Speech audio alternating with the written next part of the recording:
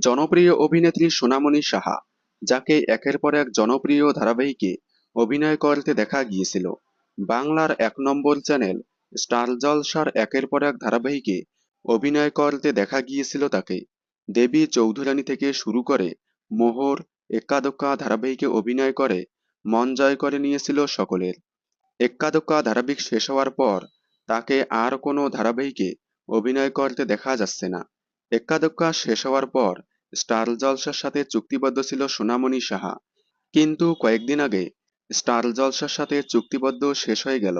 এখন সোনামণি সাহা যে কোনো চ্যানেলেই কাজ করতে পারবে। তবে কানাঘুষুর শোনা যাচ্ছে আসছে ম্যাজিক মোমেন্টসের নতুন ধারাবাহিক, তবে বাংলাতে নয়, হিন্দি প্রধান চ্যানেল স্টার প্লাসে।